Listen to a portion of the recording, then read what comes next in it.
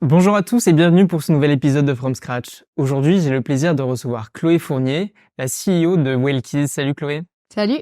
Bienvenue, merci beaucoup de prendre le temps de venir répondre à mes questions. Je te propose dans un premier temps de te présenter à nos auditeurs un peu pour nous dire qui tu es et d'où tu viens. Oui, tout à fait. Donc, je suis Chloé Fournier, je suis la fondatrice, tu l'as dit, de Wellkeys. Wellkeys, c'est une plateforme de location saisonnière avec service de conciergerie. Ce que l'on fait, c'est qu'on accompagne au quotidien des milliers de propriétaires dans la gestion de leurs biens, que ce soit des appartements, des villas, des chalets, à travers 30 destinations en France.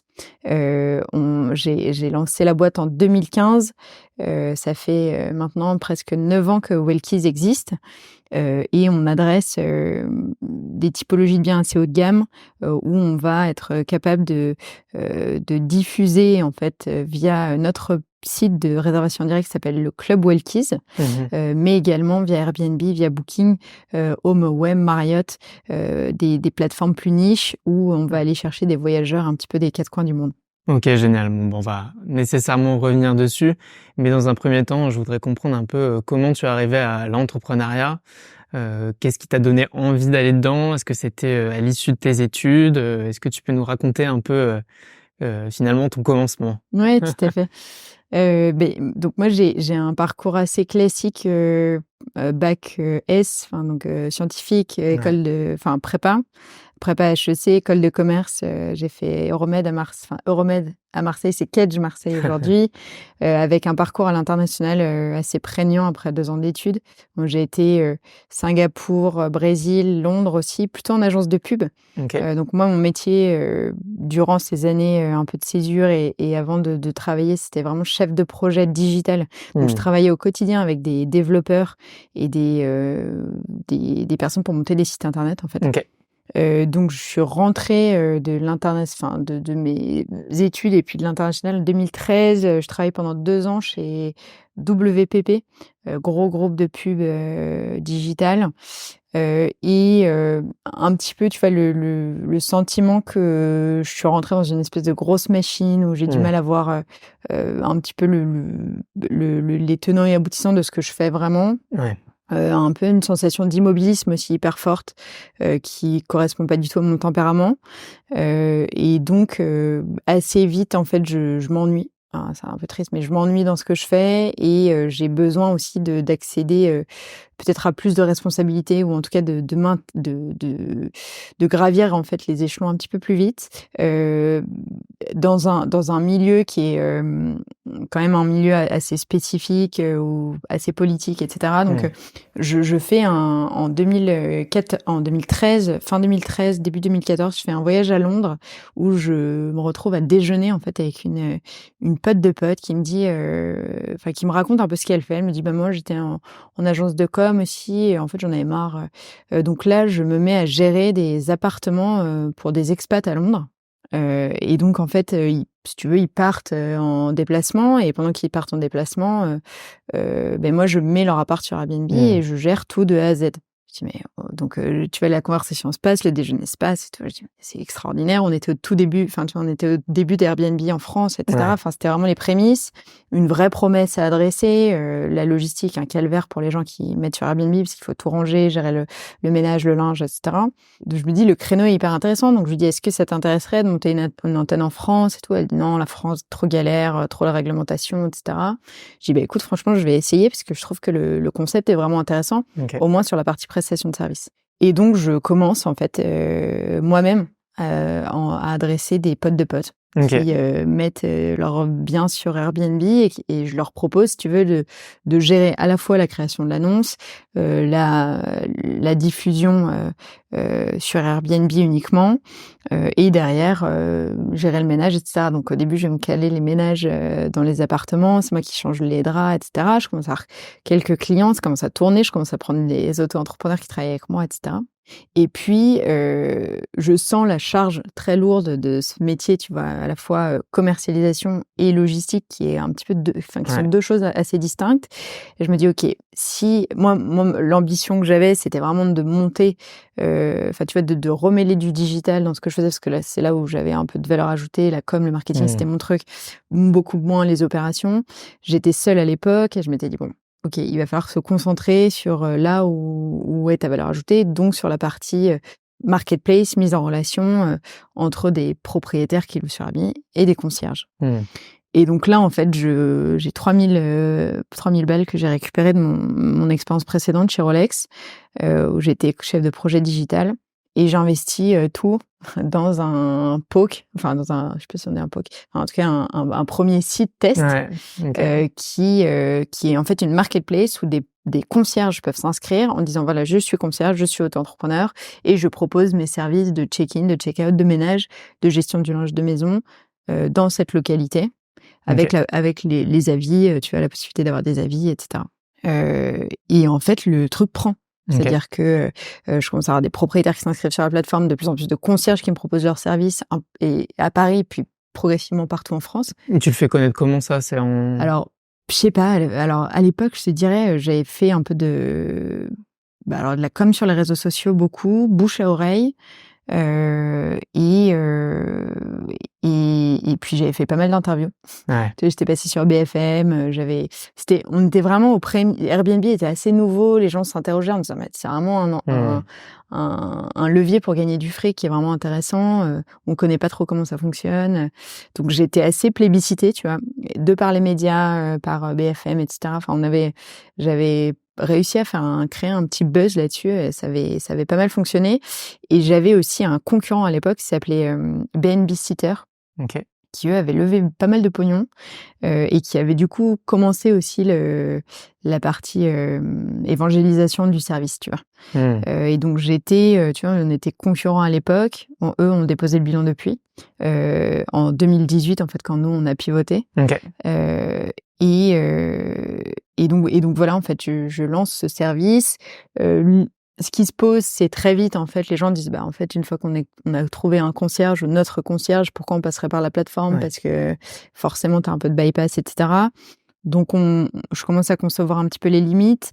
On va assez loin dans cette partie prestation, c'est-à-dire que le concierge, il est capable de te faire, du check-in, du check-out, du ménage, mais aussi pas mal d'autres prestations, de te Ouais. changer une ampoule, de te changer du papier toilette. Enfin, bon, on va assez loin dans la prestation de service jusque, je te dis 2016-2017, fin 2017, on se dit que si on veut être meilleur sur, la création de valeur surtout, il faut qu'on aille chercher un peu plus haut en termes dans la chaîne de valeur, Ouais. notamment parce qu'on se rend compte aussi qu'on a des sujets de qualité.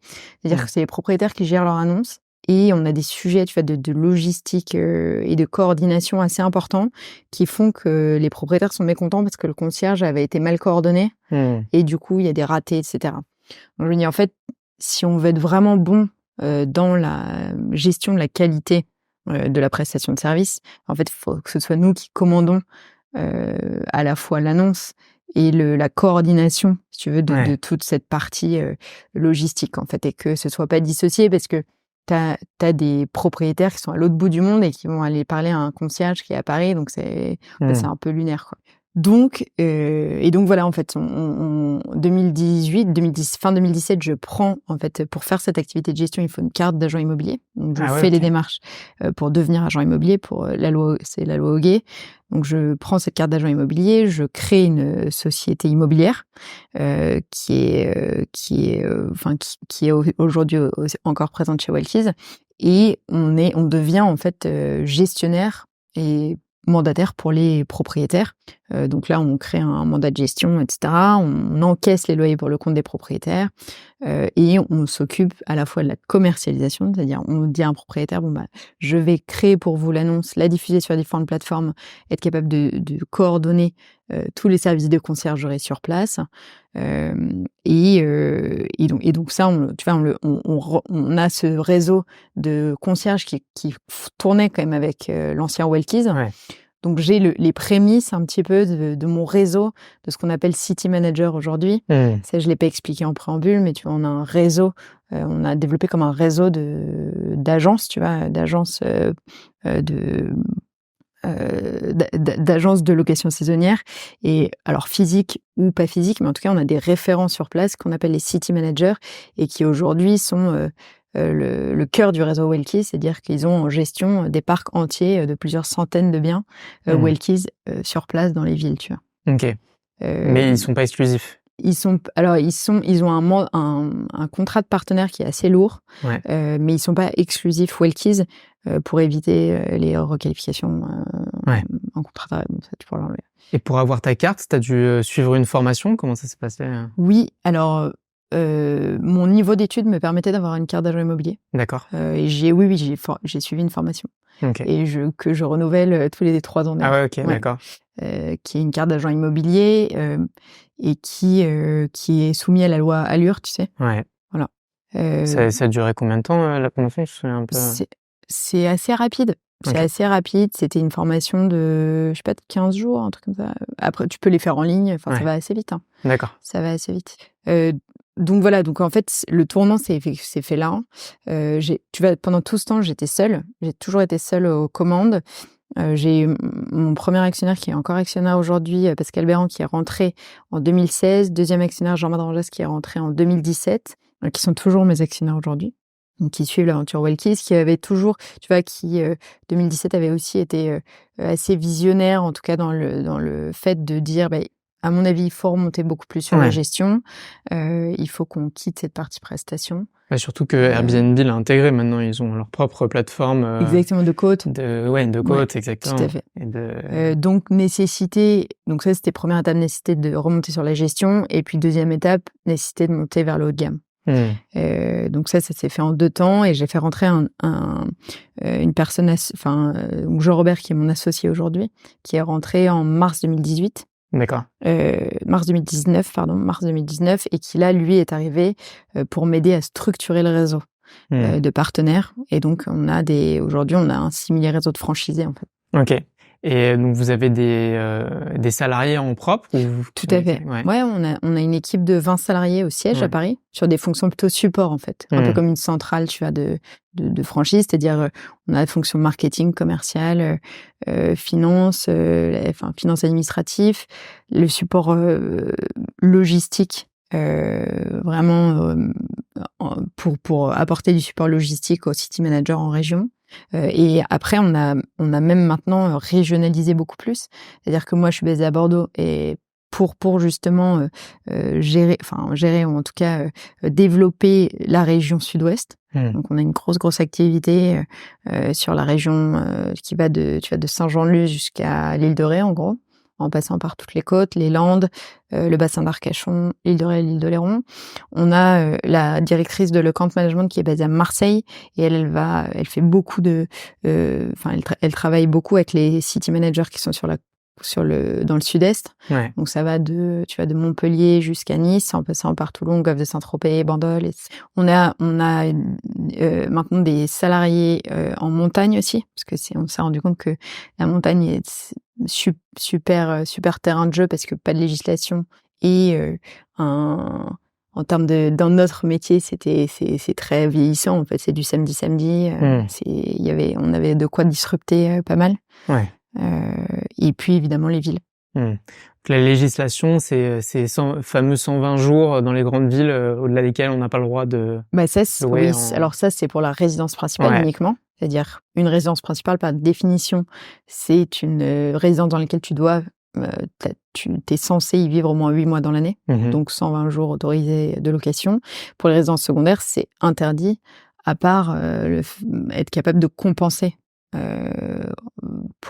En gros, de compenser, c'est-à-dire, si tu retires un bien du marché locatif pour en faire la location saisonnière, tu dois compenser par la même superficie dans un périmètre sensiblement identique que tu vas mettre en location longue durée. Et donc ça, aujourd'hui, c'est assez compliqué. Mais c'est interdit de mettre sa résidence secondaire en location? Bah, dans les villes de plus de 100 000 habitants, oui. Ah ouais, d'accord. Okay. Interdit récemment dans le Pays Basque aussi. Okay. Ça devient interdit dans les 24 communes du Pays Basque. Donc oui, ça se durcit considérablement. Le créneau super intéressant encore à l'heure actuelle, c'est c'est d'avoir la commercialité. Donc c'est le local commercial.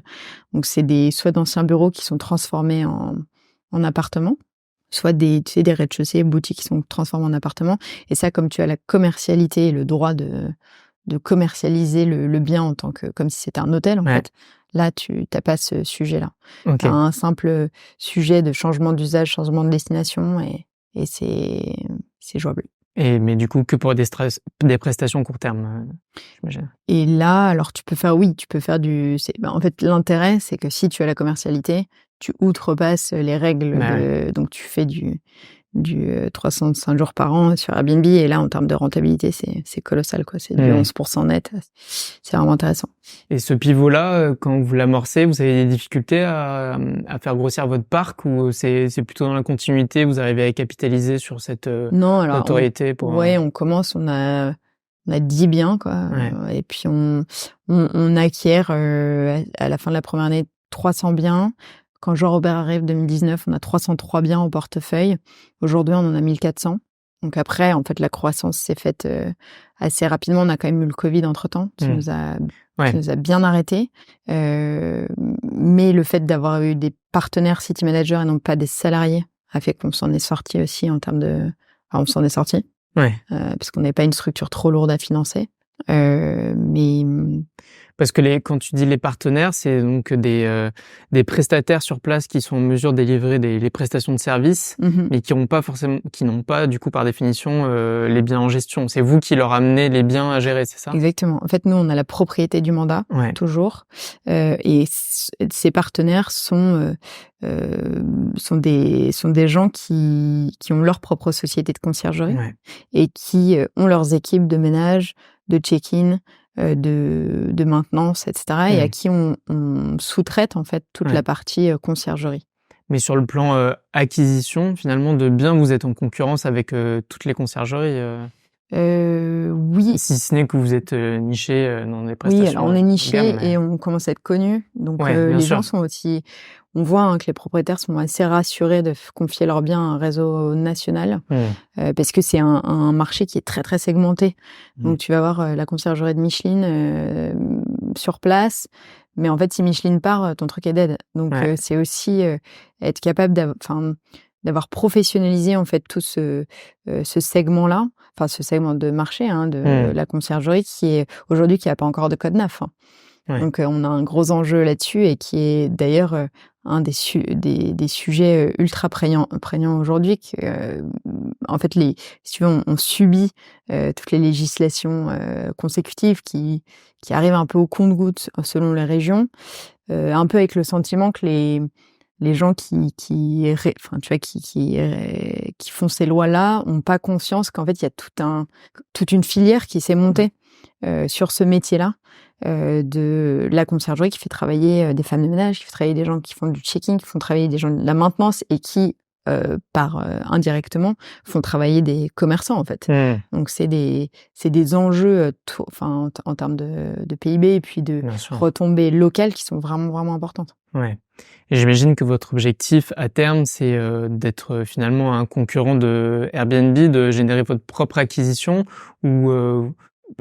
forcément, pendant pas mal de temps, vous avez travaillé directement avec ces plateformes-là parce que c'était un vecteur énorme d'acquisition de clients. Je pense qu'on continuera à travailler avec elles parce que, tu vois, les stats montrent que sur les plateformes, les plateformes et puis en général les autres, tu vois, si tu compares ça à un groupe hôtelier, en fait, tu as ton site direct qui peut représenter, je pense, jusqu'à 40% de ton activité.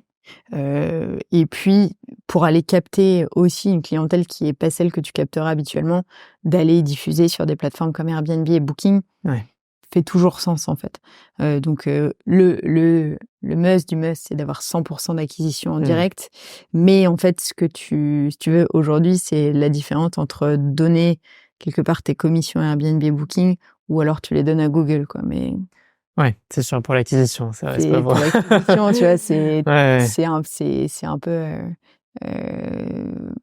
Le seul avantage d'aller travailler beaucoup plus le direct, c'est qu'on travaille notre marque. Et que quand la marque, elle devient forte, tu arrives à capter beaucoup. Enfin, donc c'est plus intéressant parce que toi, tu valorises ta marque en tant qu'entrepreneur. Ouais. Mais je veux dire, en tout cas, le sujet du financement de l'acquisition, qu'il soit fait par Airbnb, Booking ou Google, bon, c'est un peu la même chose, quoi. Ouais, non, mais bien sûr, à quelques détails près, mais oui, j'imagine que effectivement, les coûts d'acquisition peuvent être rapidement élevés, surtout que ça augmente de plus en plus. Donc, oui, et puis qu'on est, en tout cas, sur le volet de la partie voyageur, tu vois, de l'acquisition voyageur, on est vraiment face à des très gros. Donc ça monte très vite. Et je sais pas si vous êtes plus ou moins au courant, mais et c'est technique, mais Airbnb et Booking, à chaque fois que tu vas diffuser une annonce, que ce soit un particulier ou un pro, tu vas avoir une commission sur tes loyers et ton ménage qui s'applique, qui est comprise entre 15 et 17%. Donc c'est colossal, tu vois. Sur nous, les volumes qu'on fait, c'est des gros montants. Ouais. Mais qui sont équivalents à ce que pourrait payer une marque, tu vois, qui veut se développer en direct sur Google pour aller chercher des très gros volumes de réservation. Ouais, bien sûr. Ouais, mais en tout cas, oui, notre enjeu aujourd'hui, nous, c'est d'aller travailler l'acquisition voyageurs, c'est-à-dire d'aller chercher plus de voyageurs en direct. Déjà, de capter, tu vois, les voyageurs qui séjournent chez nous aujourd'hui, d'arriver à les fidéliser. Et puis, d'en capter de nouveaux, ouais. Ouais. Qu'est-ce que vous avez pu mettre en place justement pour cette fidélisation? Est-ce qu'il y a un système de récompense, de services en plus, un peu comme des cartes premium, etc. Alors on est encore aux prémices de ça.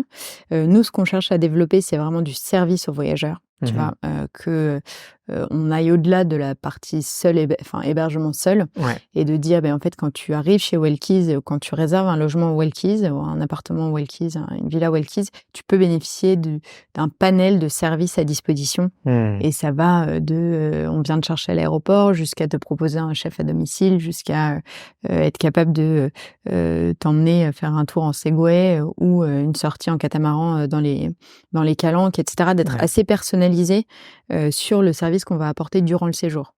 Et ça, c'est aussi très en lien, très en ligne avec ce que nous demandent les plateformes qui, elles, sont focus, et nous, on l'est aussi sur la qualité des séjours, en fait.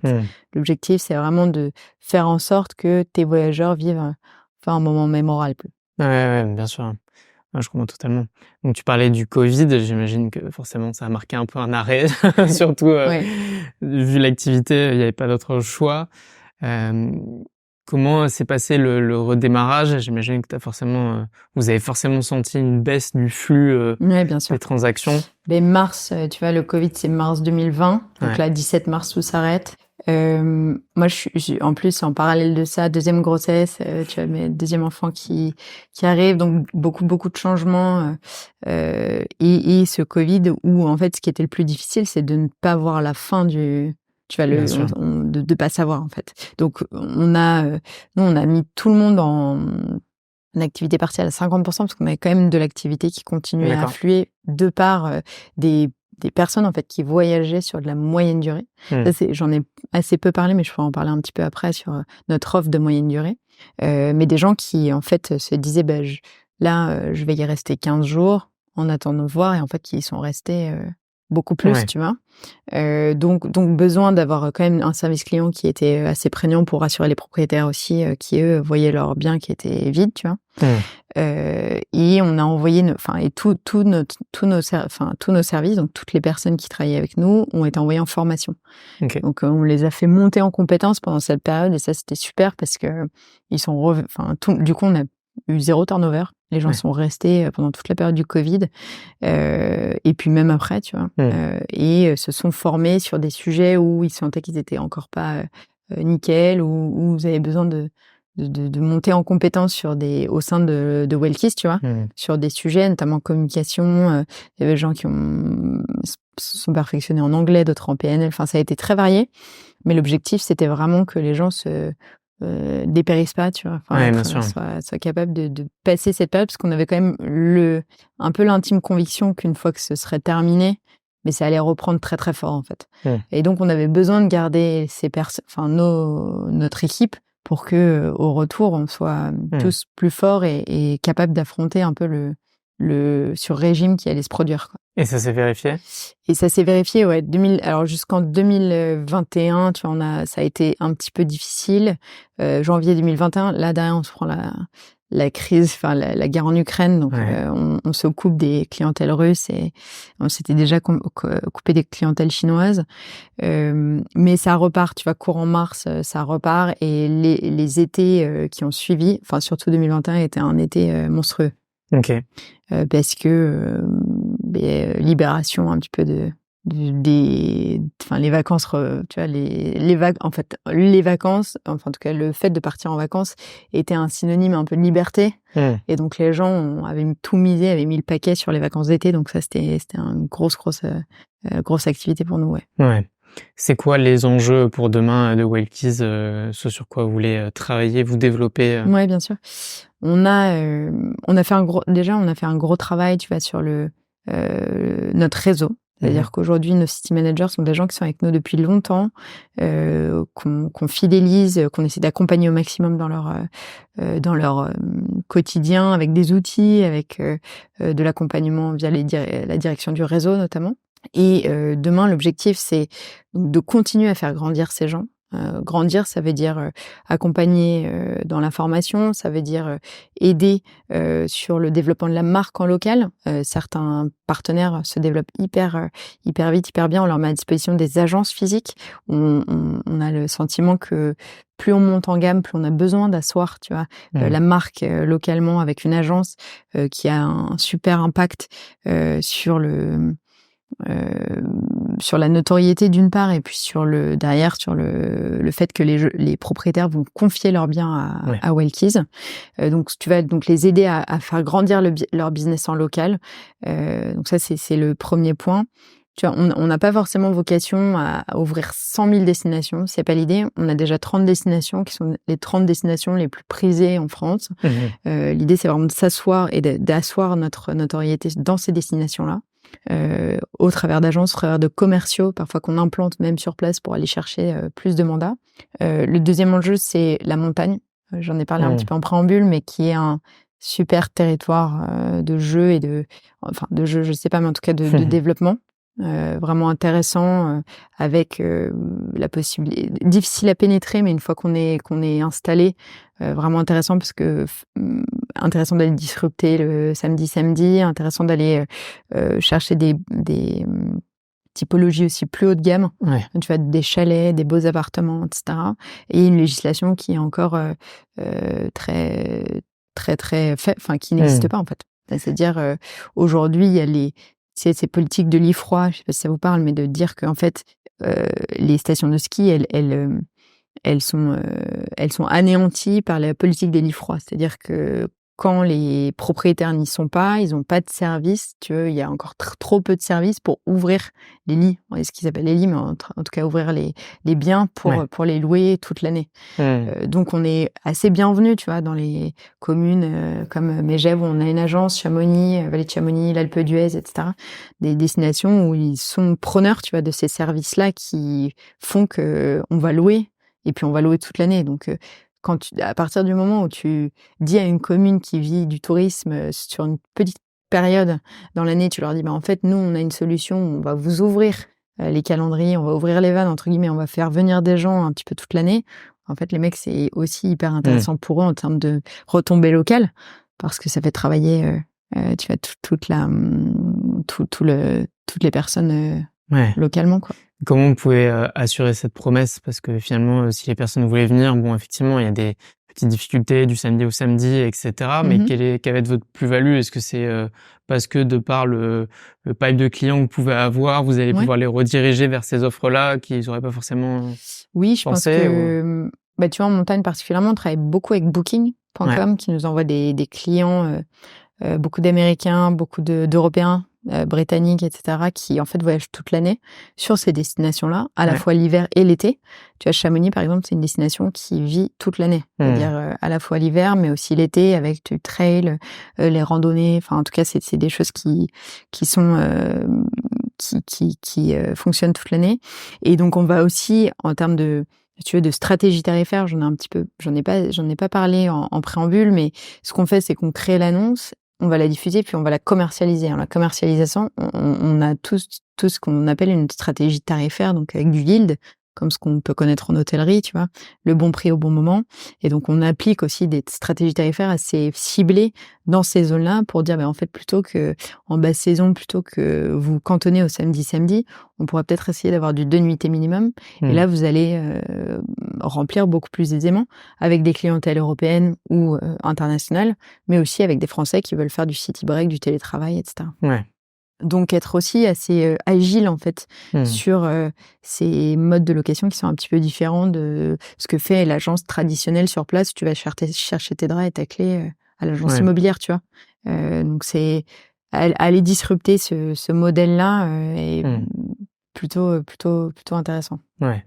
Pour les taux de remplissement, pour l'instant, vous vous basez sur ce que vont pouvoir vous générer vos partenaires, ou vous avez développé vous-même vos propres un peu Outils pour définir les bonnes stratégies. Ouais, tout à fait. On travaille.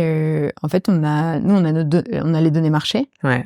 Tu vois, de ce qui se fait avec des outils comme RDNA notamment, qui sont des outils un peu puissants qui vont te glaner de la donnée marché pour pouvoir comparer ton bien avec celui de la personne autour. Puis maintenant on a nos données historiques aussi qui nous permettent de faire du prédictif et de dire voilà, votre bien rentre dans cette catégorie-là, voilà ce qu'on a fait en année N-1, voilà ce qu'on peut estimer en tout cas avec en pessimiste, optimiste, tu vois, et être capable de projeter le client dans ce qu'on est capable de faire. Et avec toutes les charges que vous pouvez avoir aussi bien avec vos partenaires que les salariés, etc., vous avez j'imagine qu'il y a un volume quand même minimum de transactions à faire pour être rentable. Il est difficile à atteindre ou On a forcément un effet volume, tu vois, jusqu'à présent, qu'on rattrape avec un effet prix. C'est-à-dire que nous, c'est la stratégie de Wellkiss qui se démarque un petit peu de celle des concurrents qui vont plus avoir tendance à faire du mainstream. Tu vois, depuis 2019, on a amorcé vraiment une montée en gamme dans les mandats de gestion que l'on prend, et on va aller chercher des biens plus quali qui soient plus chers. Et donc forcément, on réduit le seuil de renta en fait, avec le nombre de biens qu'on va gérer, parce qu'on vend des séjours plus chers sur des biens qui sont aussi avec ce qu'on appelle des ADR, tu vois, average daily rate, plus importants. Ouais. Et vous avez diversifié vos sources de revenus avec, par exemple, de l'affiliation sur des prestations complémentaires qui vont être proposées. Par exemple, justement, tu me parlais du tour en 7 bouées où le but, c'est juste dans un premier temps avoir des partenariats pour proposer des choses, ou même avec eux, vous allez négocier des deals parce que vous leur amenez quand même des clients. Comment...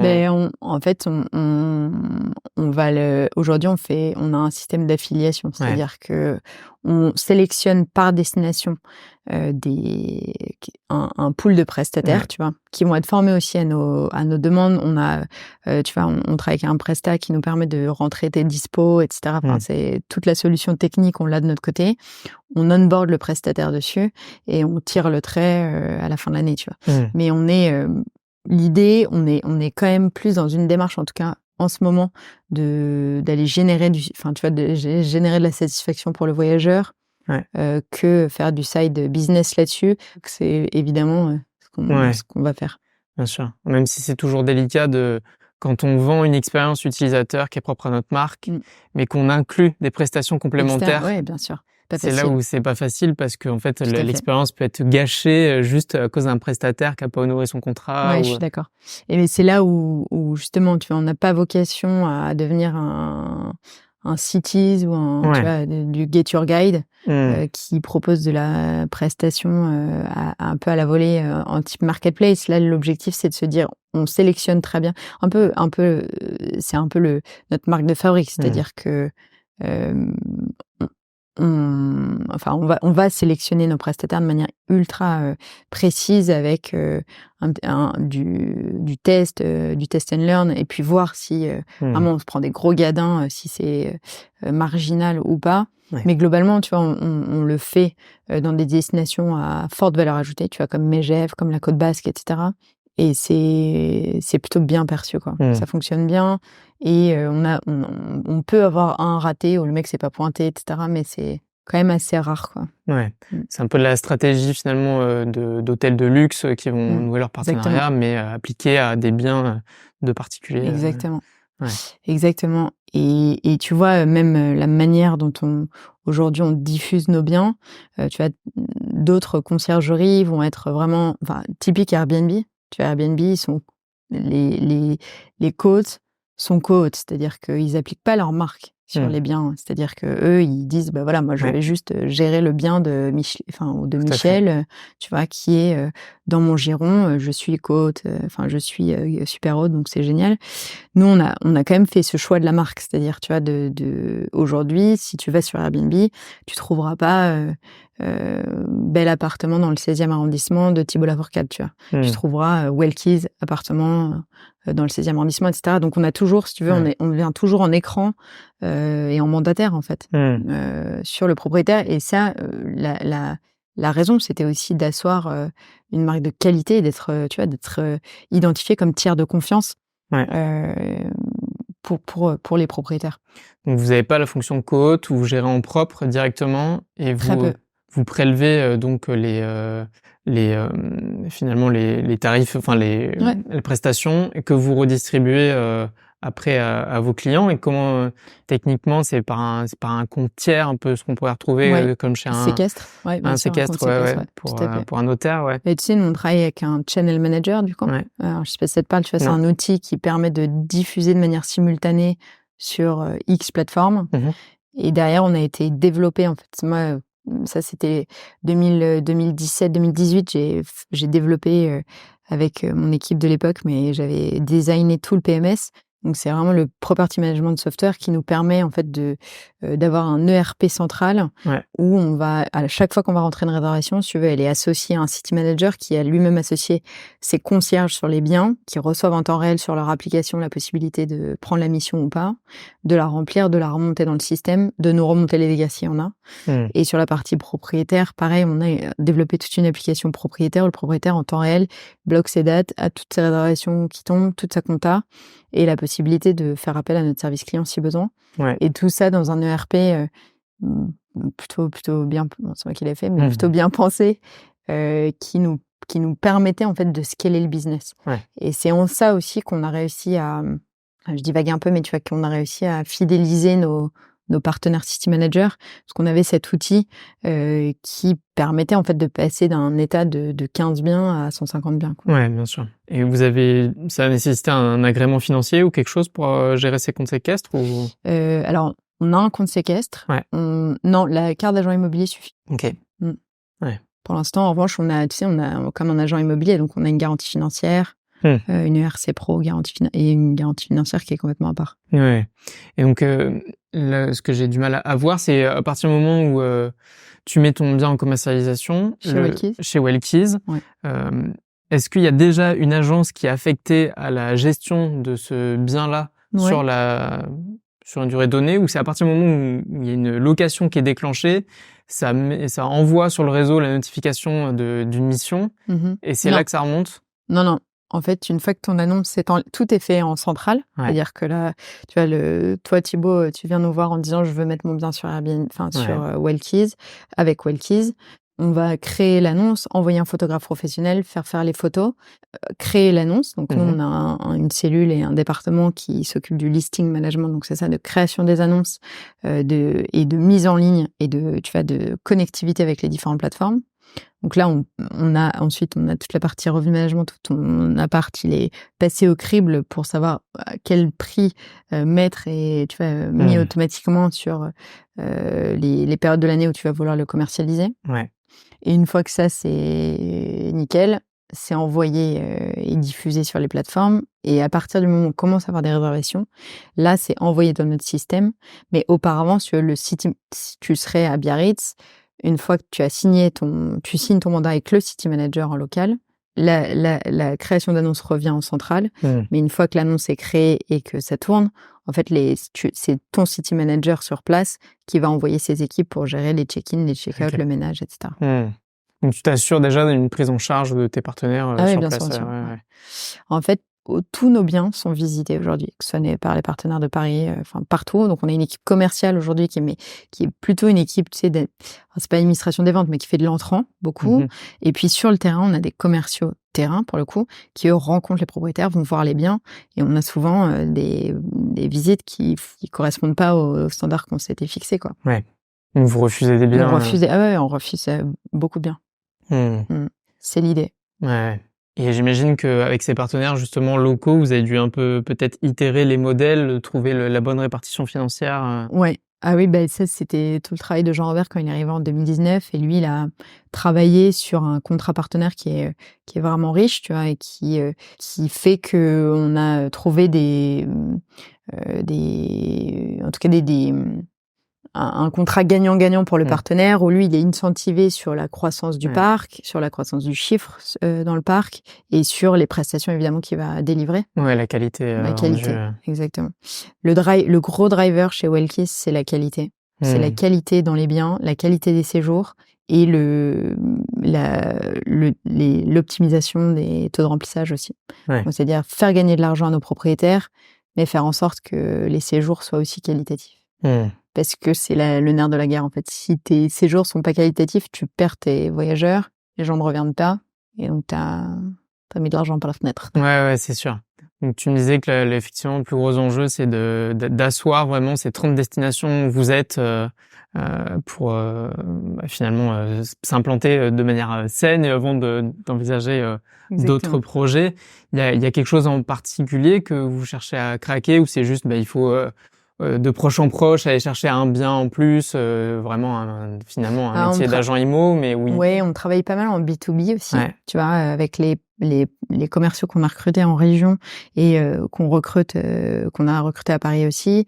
C'était de dire, tu vois, avec le service haut de gamme qu'on assure, on est capable d'aller chercher des plus professionnels et des gens qui sont soit des foncières, soit des promoteurs, qui se disent ok, moi je vais me lancer un service d'appartement avec service en local, mais un peu comme les hôtels, tu vois, les Accor aujourd'hui ils sous-traitent toute l'exploitation, c'est pas leur business.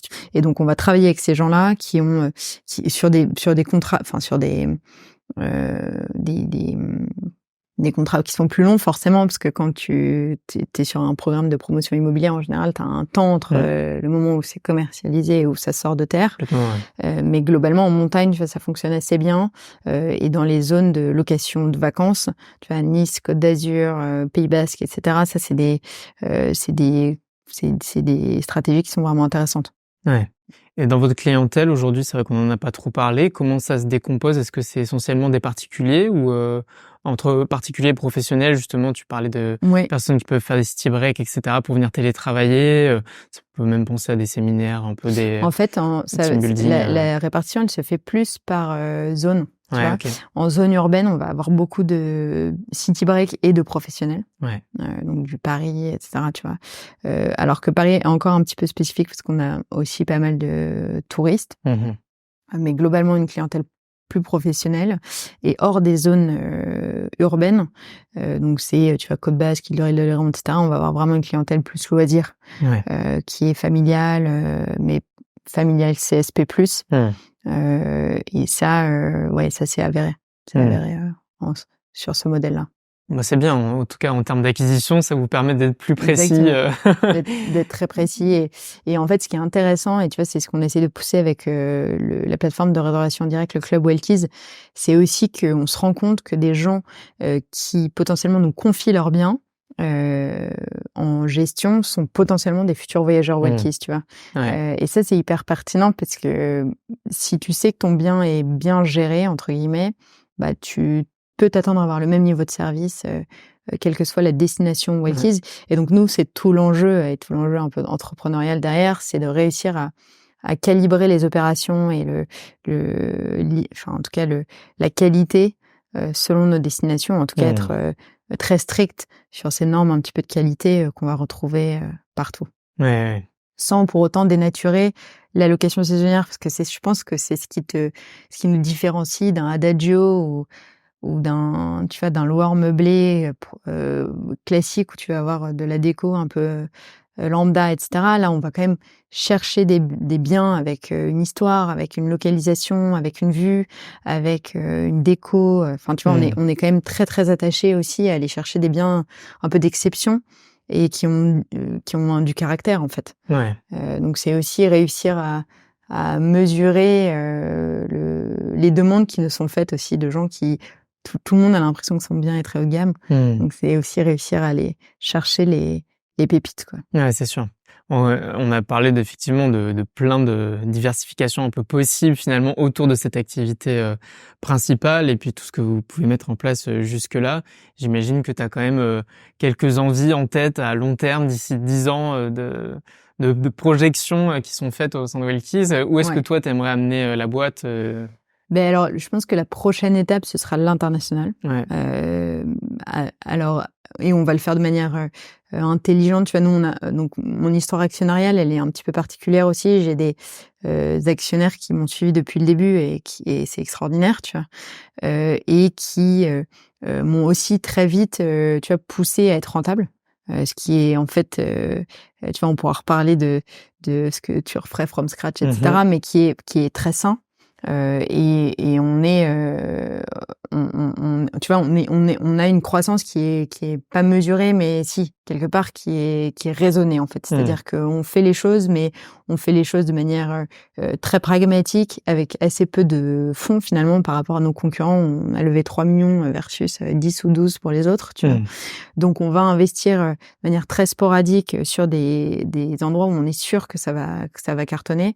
Et donc l'idée c'est, tu vois, dans 10 ans, c'est bon, l'international, je pense qu'on irait à l'international, mais en montagne. Ah, ok. Parce que c'est là où on a les taux de marge les plus intéressants et les croissances les plus intéressantes. Donc la Suisse, potentiellement, d'autres, tu vois, pays qui sont frontaliers mais assez proches. Et puis sinon, rester dans le même fuseau horaire, qui est assez intéressant aussi en termes d'économie d'échelle et de destination. On a besoin de de faire grandir la saison hiver, tu vois, de manière générale. L'été, on est très fort, et l'hiver, on commence à l'être, mais on a besoin d'être meilleur sur l'hiver. Donc l'hiver, ça peut vouloir dire, tu vois, Maurice, enfin les destinations hiver, quoi, qui vont tourner aussi potentiellement plus ou moins toute l'année avec une saison forte, mais en tout cas qui vont tourner toute l'année. Donc grandes villes et destinations hiver. Et oui, bah alors ma vision, c'est que on devienne, tu vois, on soit identifié comme marque de location saisonnière avec service de conciergerie haut de gamme en France et potentiellement en Europe. Ouais, bien sûr. Alors justement, tu me fais le pont, on va y venir.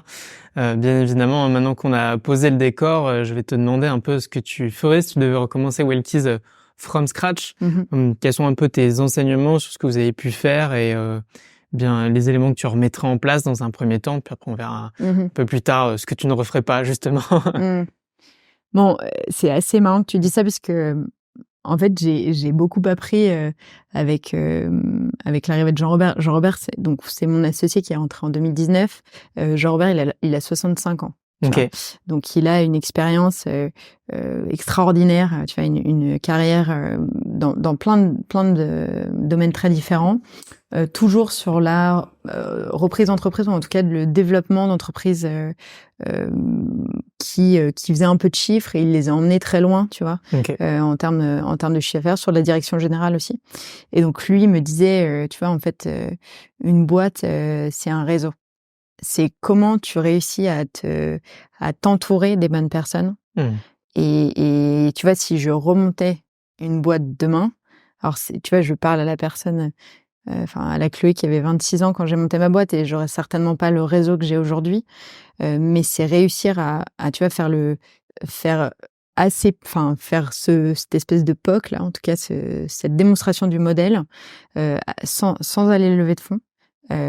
Et en le développant suffisamment pour que, une fois qu'on va lever des fonds, on va le faire avec un modèle qui vraiment, qui vraiment, tu vois, va avoir une croissance comme ça. Parce que aujourd'hui, je pense que j'ai levé des fonds un petit peu trop tôt. J'ai tâtonné jusqu'à pivoter, et c'est en 2019 où vraiment on a commencé à établir le modèle et à le faire rouler correctement. Donc c'est peut-être, tu vois, moi j'ai foncé un peu tête baissée, j'étais tout feu tout flamme, tu vois, à itérer, etc., être un peu à la one again. Je pense que aujourd'hui, je le ferais sans doute différemment avec un peu de mise de fonds au départ que je n'avais pas à l'époque, mais en tout cas, je me serais démerdée pour avoir un tout petit peu plus au départ, poser les bases, m'entourer des quelques personnes clés. Tu vois, c'est un avocat, des personnes en IT qui sont nickel. Enfin, en tout cas, avoir ce réseau un peu établi au début, et puis pour après, si besoin de lever des fonds, parce que ça encore, tu vois, lever des fonds, c'est pas une fin en soi, c'est-à-dire que c'est souvent signe que soit tu vas accélérer, soit tu es en mauvaise santé, quoi. Donc, Ouais, c'est sûr. Bah, surtout dans le service, on peut penser que, vu que tu es rapidement rentable, tu en as pas forcément besoin, mais tout dépend de ta nécessité d'acquisition pour Exactement. effectivement faire tourner le modèle, versus le produit où généralement tu Exactement. as rarement le choix, sauf de Ouais, et gros puis fonds propres. l'envergure du projet que tu veux monter aussi, Ouais. tu vois? Et puis le temps que tu veux y consacrer, en fait, c'est aussi Ouais. ça. C'est que pour moi, la levée de fonds, elle est aussi un super outil pour aller vite. Tu vois? Bien sûr. C'est aussi ça.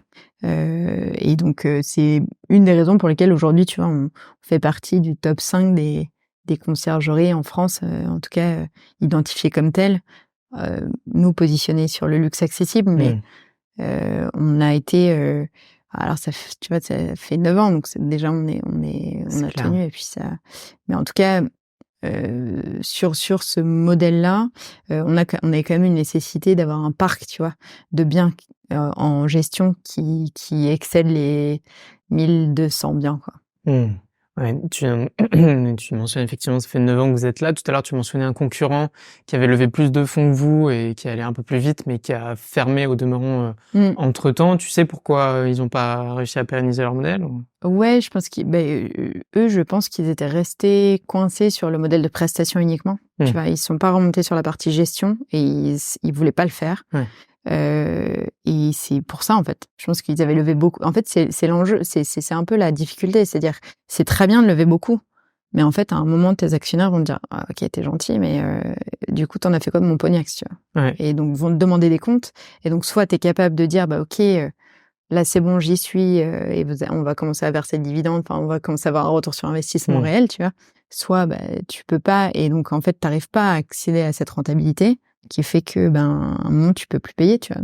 Ouais. Donc tu fermes. C'est sûr. Bah, surtout quand tu dépends de d'autres business, t'as pas ton asset en propre, Ouais, notamment, tout à fait. la Airbnb qui sort, sa fonction co-hôte où sont Mmh. référencés, plein d'auto-entrepreneurs, Mais tu vois, ça, voilà, c'est marrant parce que tu me l'as ressorti 2 fois. C'est pas, nous, c'est pas ça qui nous, tu vois, les clients qui viennent nous voir aujourd'hui ouais. sont pas des gens qui mettent leurs biens sur Airbnb seuls, tu Ouais, vois? pour vous, mais peut-être que pour eux, c'était le cas, quoi. Ouais, tout à fait. Pour eux. Pour, votre concurrent qui a fermé.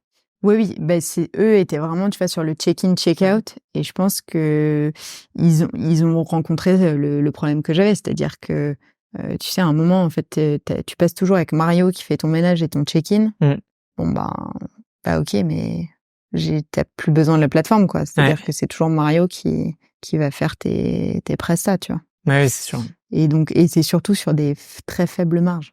On était, tu vois, le panier moyen sur, la plateforme de mise en relation, et il était de 50 €. Là où nous, il est de 800 €, tu vois? Ouais. Donc c'est quand même, Oui, il y a une c'est différence de entre 2, quoi. positionnement, Exactement. forcément. Il y a d'autres éléments comme ça, que tu aurais aimé, connaître, savoir ou, que tu remettrais en place ou que Non, mais alors je pense que enfin, si, tu vois, un peu les piliers pour moi, c'est ouais. l'équipe.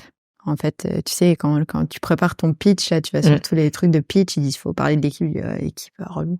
Mais en fait, l'équipe, si, c'est le nerf de la guerre. C'est-à-dire que, je pense qu'il faut une force mentale de malade déjà pour entreprendre, et de bien s'associer. Ouais. C'est un peu le nerf de la guerre, Mmh. et c'est pas facile.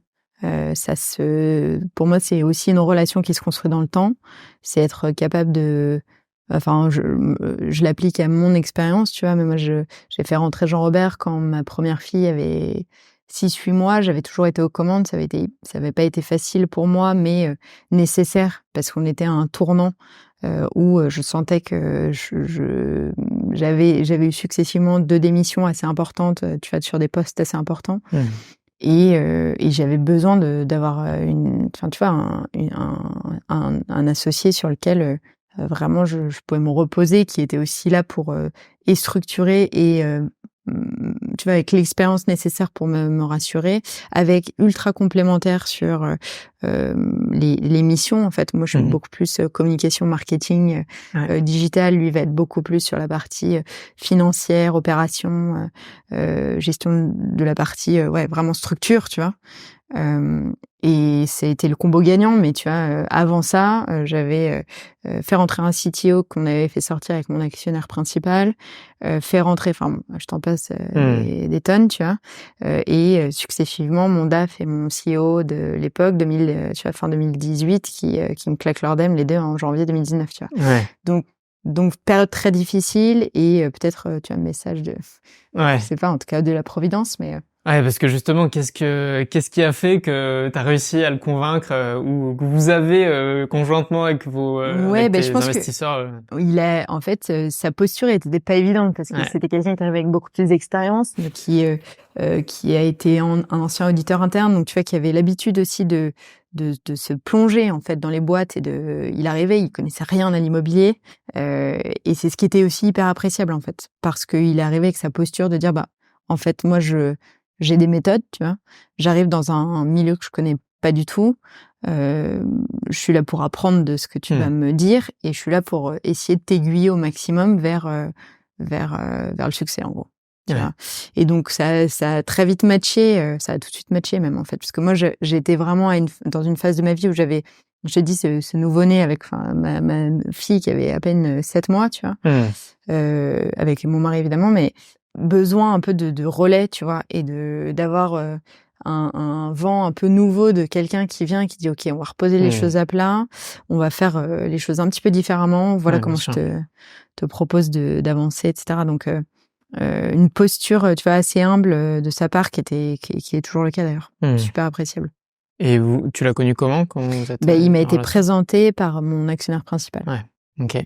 Donc ça aussi c'était, tu vois, donc je te disais en fait il faut pas lever des fonds trop tôt, mais avec les deux actionnaires, mais en particulier mon actionnaire historique, c'est vraiment c'est un lien hyper fort en termes de liaison professionnelle, tu vois. C'est quelqu'un qui a aussi su nous aiguiller, tu vois, et puis parfois, tu sais, quand t'as pas la tête dans le guidon, c'est aussi plus facile Bien sûr. de donner une vision, enfin en tout cas de donner tout n'est pas bon à prendre, mais en tout cas la rencontre avec Jean-Robert, c'était un super asset.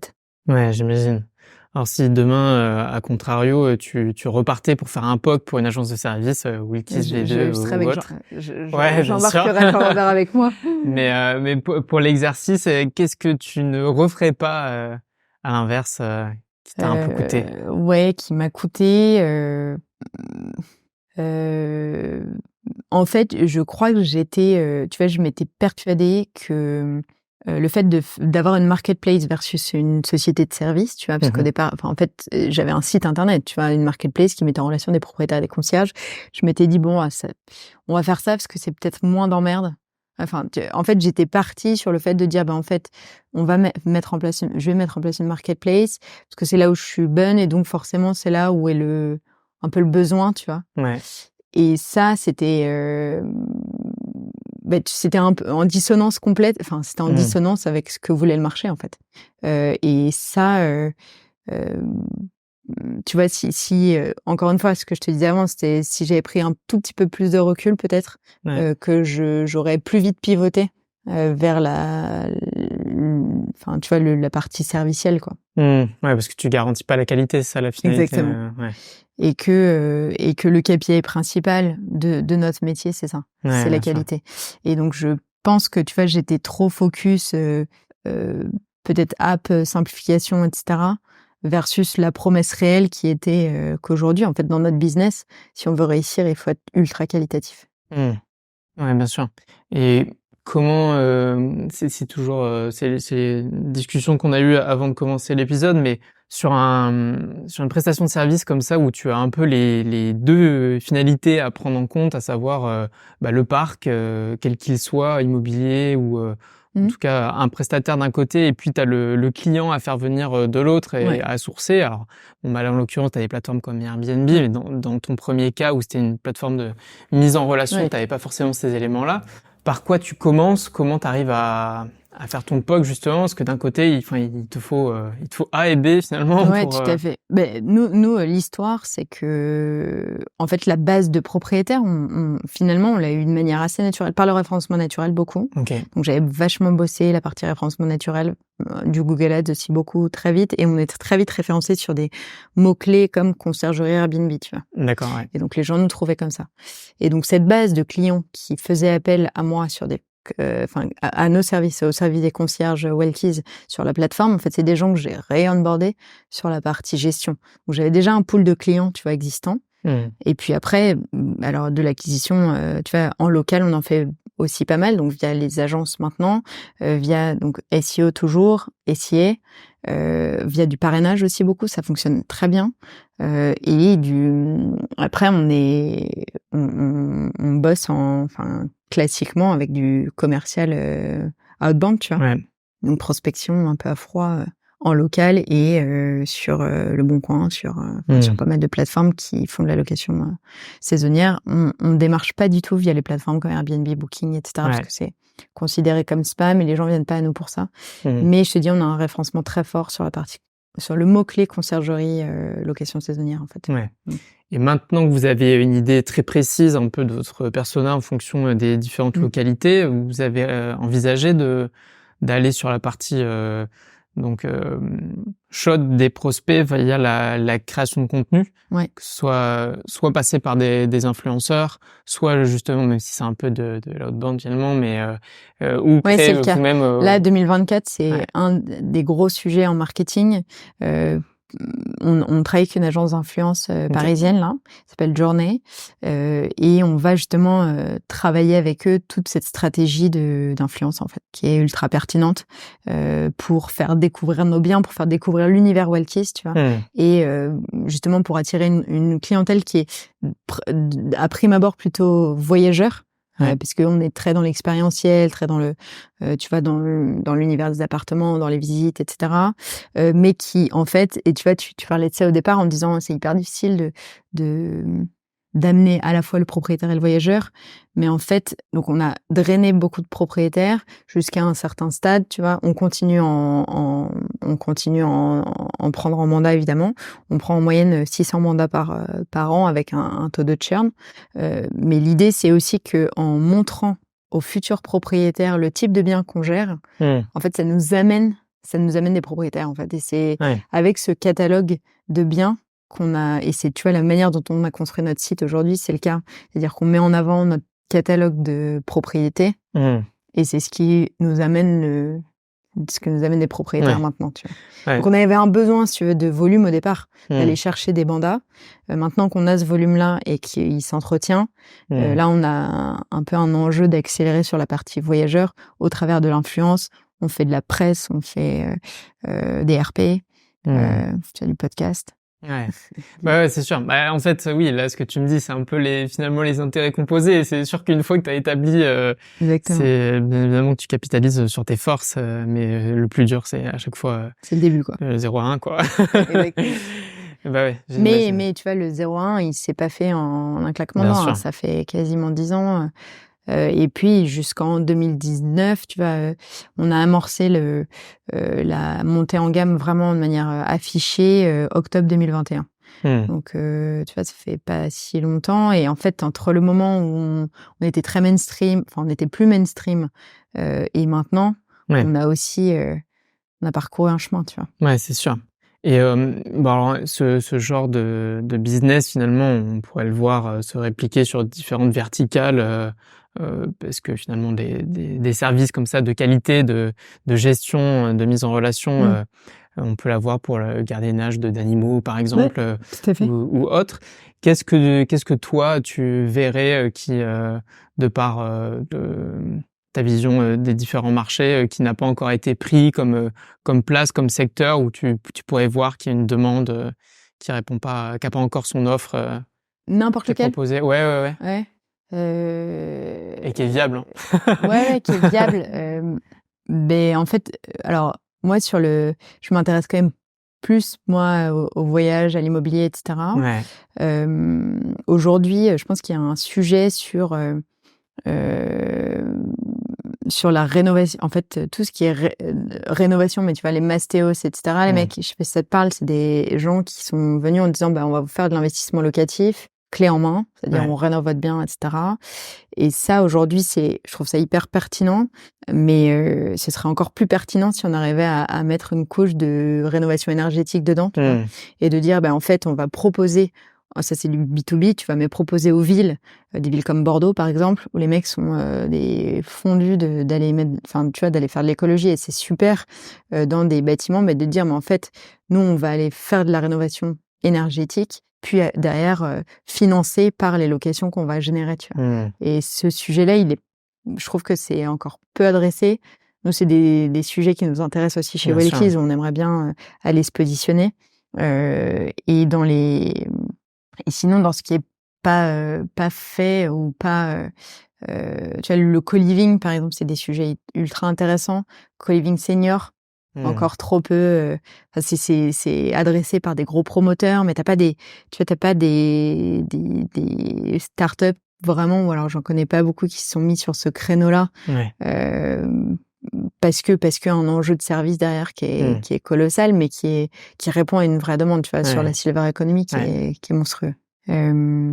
Donc je pense que c'est des sujets, et tu vois, chez Wellkeys, alors j'en ai pas parlé là, mais c'est intéressant d'en parler un petit peu. C'est suite au Covid, nous on s'est rendu compte qu'il y avait une vraie demande sur ce qu'on appelle la moyenne durée, la location moyenne durée, c'est-à-dire de la location supérieure à 30 nuitées. Hyper intéressant parce que ça vient pallier le fait que on soit limité aux 120 nuitées dans les locations saisonnières, parce qu'en fait 120 nuitées c'est au maximum 30 par tranche de 30 nuitées, tu vois. Et donc se dire que on a un parc de location aujourd'hui qui est disponible, où on pourrait aller faire ce qu'on appelle du bail mobilité. Donc c'est la location à partir de 30 nuitées jusqu'à 10 ou 12 mois, et où tu as des séjours de minimum 30 nuitées, mais de maximum 10 mois, tu vois. Et en fait, ça c'est ultra intéressant parce que ça répond à des enjeux un peu de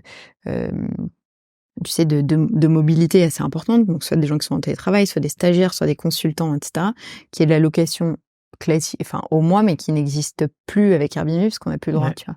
Et donc ça, nous on a lancé une marque qui s'appelle Nomad by Wellkeys, qui est une marque qui est vraiment dédiée au bail mobilité.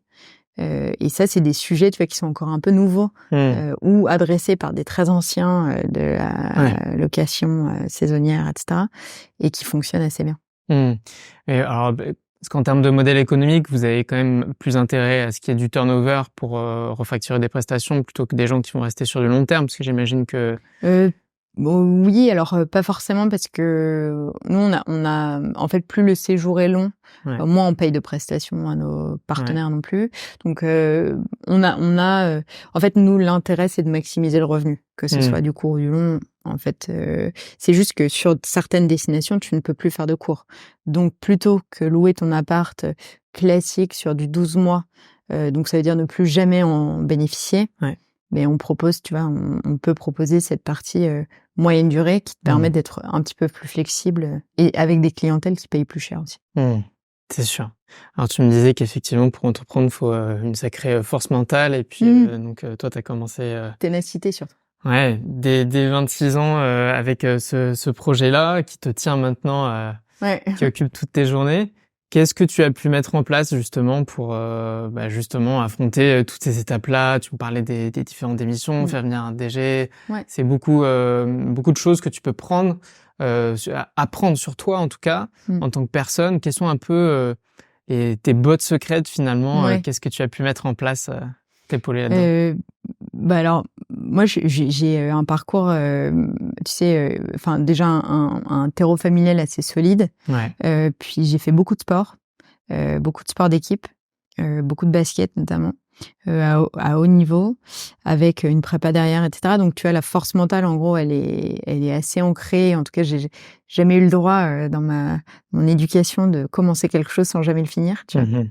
Et je pense que c'est encore quelque chose que j'essaie d'inculquer avec mes enfants qui me martyrisent. Mais en gros, c'est vraiment quelque chose qui est ancré en moi, tu vois, et qui fait que j'y vais quand même. J'écoute, Mmh. mais quand j'ai un objectif, je lâche pas avant d'avoir terminé, quoi. Ouais. Et notamment, tu vois, sur tous les projets, enfin, de Wellkiss, tu vois, qui ont abouti. Donc, je pense que c'est un peu ça. Pardon, je suis fatiguée. La coordination, si tu veux, de la ténacité et de la capacité à écouter aussi, Mmh. parce que quand on doit pivoter, il faut pivoter, etc. Mais de pas lâcher, en fait. Et c'est comme ça qu'on y arrive. Ouais. Et en même temps, tu vas aussi être capable de dire, OK, peut-être qu'il y a des choses sur lesquelles, en revanche, il faut lâcher. Ouais. Tu vois, sur des projets qu'on a pu monter et qui ont pas du tout fonctionné, il faut lâcher l'affaire, quoi. Typique, nous, là, tu vois, pendant un moment, je te dis, cette partie uniquement prestation, on s'y est accroché assez longtemps, tu vois. Je m'étais dit, putain, j'y ai passé quasiment 4 ans, 5 ans, je veux pas lâcher le fait de ne proposer que de la prestation. Et en fait, à un moment, je dis, non, mais en fait, ouvre les yeux 2 secondes, ça rapporte que dalle. Concentre-toi sur ce qui rapporte, en fait. Et laisse tomber, tu vois, sois capable d'entendre que ça fonctionne pas. Tu as mis du cœur, mais ça n'a pas fonctionné. Ouais, bien sûr. Donc c'est en tout cas les compétences, en tout cas les qualités d'un entrepreneur, c'est ça, c'est savoir s'entourer, peu de personnes mais très qualifiées, de la ténacité, mais de l'écoute aussi. Ouais, tu me disais que pendant le Covid, vous avez envoyé les collaborateurs se former, ce qui est super important. Ça s'arrête pas uniquement à l'issue de nos études. Comment toi, tu progresses justement pour tous ces sujets aussi bien décisionnels que stratégiques, marketing Ouais, et bien autres? sûr. Alors, moi, j'apprends beaucoup par l'exemple.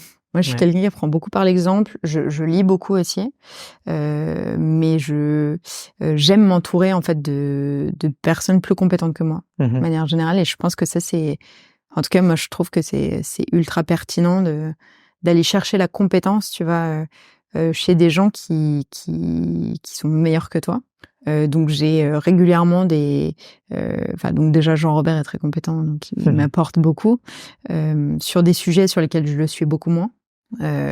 Et sinon, c'est pas mal de formations en ligne ou même des journées de conseil, tu vois, qu'on prend sur des sujets très précis, qui coûtent pas très cher, mais qui nous permettent vraiment de nous spécialiser sur des sujets où en fait au départ on n'en avait pas besoin, et puis plus on avance, plus on se dit OK, ça il faudrait vraiment qu'on se bétonne là-dessus parce qu'on est un peu limite, quoi. Ouais.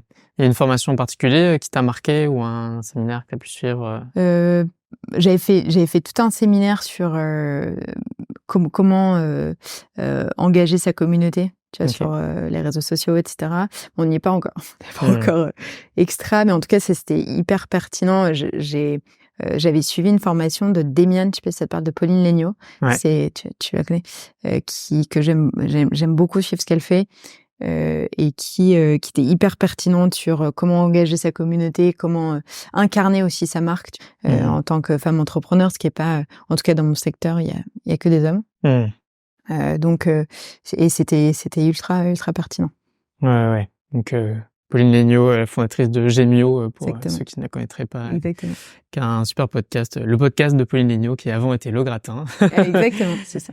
Mais ouais, génial. Bah écoute, top. Est-ce que il y a un conseil qu'on a pu te donner dans ta vie qui t'a vraiment marqué, que ce soit de par tes investisseurs, collaborateurs ou dans le perso, et auquel pas qui est ta boussole, mais auquel tu peux te référer de temps en temps et que tu aimerais retransmettre à ceux qui nous écoutent? Ouais, il y a mais c'est mon actionnaire principal qui me disait ça, et il me disait toujours, il me dit: «Mais Chloé, tu sais qui te paye?» Et donc il dit, j'ai levé des fonds auprès de lui, bon il dit: Non, c'est pas moi qui te paye, ce sont tes clients». Et en fait, juste cette phrase-là, elle est toute simple, tu vois, mais quelque part, elle est ultra vraie. C'est-à-dire, en tout cas, elle s'applique vraiment à mon domaine, Ouais. tu vois, qui est que, mais je t'en ai parlé, hein, mais que en fait, c'est ton client propriétaire ou ton client voyageur qui te paye, Mmh. et donc tu as besoin d'avoir, enfin, il faut que la qualité drive ta vie en fait, Ouais. et il faut que tout ce que tu fasses, tout ce que tu fais, soit orienté vers la satisfaction du voyageur et du client propriétaire. Ouais. Et donc, c'est aussi, tu vois, j'en ai peut-être pas parlé, suffisamment quand tu me disais from scratch, qu'est-ce que tu ferais? Mais je crois qu'en fait, il faut vraiment soigner, tes premiers clients Mmh. et que ta pub, elle se fait un peu toute seule derrière, quoi. Ouais, bien sûr. Et j'ai peut-être, tu vois, ça, c'est un sujet sur lequel j'ai voulu faire du volume, beaucoup, et donc on est revenu sur des sujets de qualité par la suite, mais c'est vraiment, le b.a-ba, mais c'est ultra important, en fait. C'est de Ouais. garder en tête que c'est les clients qui te payent, quoi. Ouais, c'est la dualité de vouloir aller vite pour, gagner des Exactement. parts, mais en même temps, De toujours, soigner la proposer, qualité, ouais. prestations, Exactement. de qualité, ouais. Exactement. Chloé, merci beaucoup. Où est-ce qu'on peut te retrouver, te suivre? Est-ce que sur LinkedIn, tu es Sur présente? LinkedIn, Ouais. super. Sur LinkedIn, on est assez présent sur des salons, Ouais. dédiés à l'immobilier et la location saisonnière, mais sur LinkedIn avec plaisir. OK, génial. Bah, écoute, je mettrai les liens dans la description de Oui, Wellkiss et puis de ton profil LinkedIn. impeccable. Merci beaucoup, de nous avoir, partagé tout ça. C'était vraiment, top. Avec plaisir. Merci à vous de nous avoir regardés jusqu'au bout. Si vous êtes encore là, c'est nécessairement que ça vous a plu. Alors n'hésitez pas à nous faire des retours sur l'épisode et d'écrire à Chloé pour lui dire ce que vous en avez pensé et la remercier le cas échéant. Et puis n'hésitez pas à partager ce podcast si vous a plu. C'est le meilleur moyen de me soutenir. Merci à vous de nous avoir écoutés et je vous dis à très vite pour un nouvel épisode. Salut!